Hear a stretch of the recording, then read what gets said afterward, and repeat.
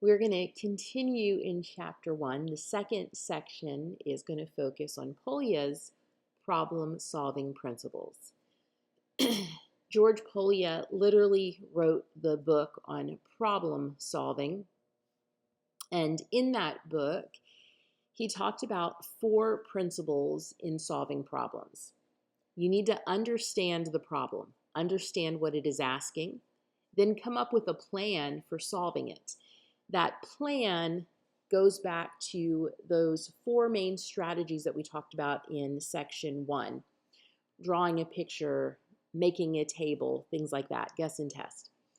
Then we carry out our plan and then look back. Does our answer make sense?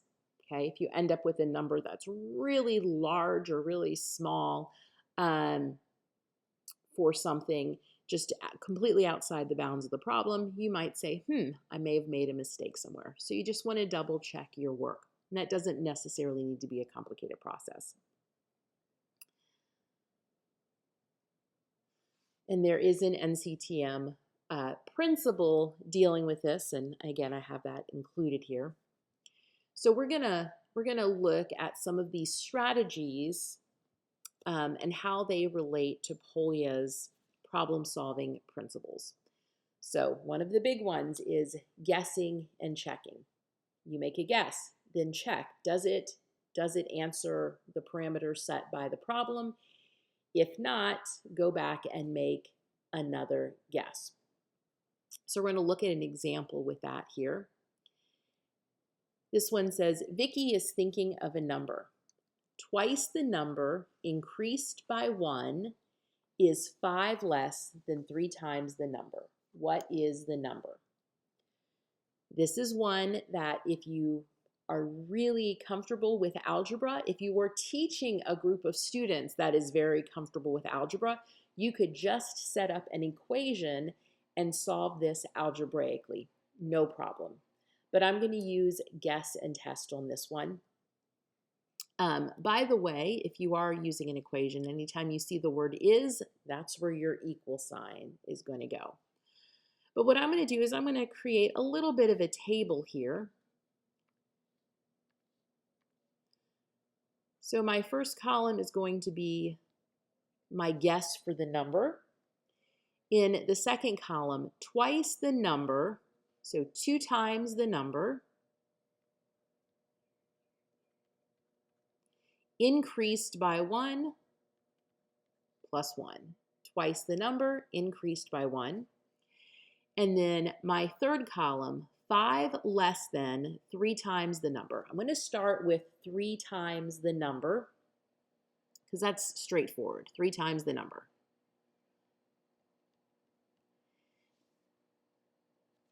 And then there's something that's actually rather tricky in math.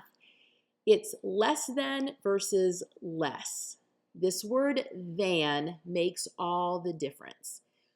5 less than this is going to be 3 times the number minus 5. When you see less than, it's going to be minus that number at the end.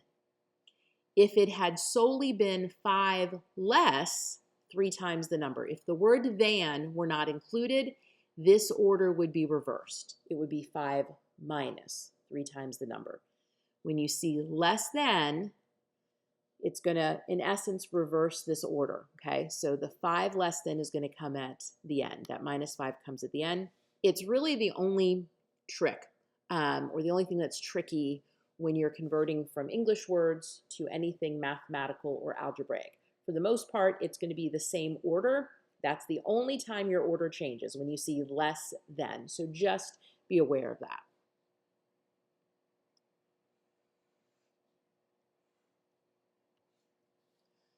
So doing a little guessing and testing. What is my number? So I'm going to start with 10. So twice the number increased by 1 is going to be the same as 5 less than 3 times the number. So the second and the third column should be identical. So second column, twice the number, 2 times 10 is 20. 20 plus 1 is 21. Cool. Third column, 3 times the number, that would be 30, minus 5, that's 25. So my second and third columns don't match. I need to try another number. So you try another number. Say I try 5. 2 times 5 is 10, plus 1 makes 11. 3 times 5 is 15. 15 minus 5 is 10. So our second and third columns are much closer this time. With 10, the second column was smaller than the third, but with my second guess, when I guessed 5 is the number, the second column is larger. But 5 is a lot, our second and third columns are a lot closer in value when I guessed 5. So for my third guess, I'm going to guess pretty close to 5. I'm going to guess 6. So it's not just random guessing here. Let's see what happens. 2 times 6 is 12. 12 plus 1 is 13. Third column. 3 times 6 is 18. 18 minus 5 is also 13. So my number here is 6. So here, even though it was guess and test, there was, at least how I approach it, there was a table involved. There's some sort of an order to it, and that relates to the second strategy here. Make an orderly list. Sometimes almost always, you're not just going to be blindly guessing at things, but a lot of times putting things in order is going to be incredibly helpful, especially when you have a lot of options to consider. This next problem says Julie has 25 pearls. She put them in 3 velvet bags with an odd number of pearls in each bag. What are the possibilities? So this one I've already worked out because it would be incredibly boring to watch me fill in all of these tables. But I have bag 1, bag 2, bag 3. And you can think of these 3 tables as one just really long table. I just didn't want to waste all the paper space for that. But think of it as one really long table.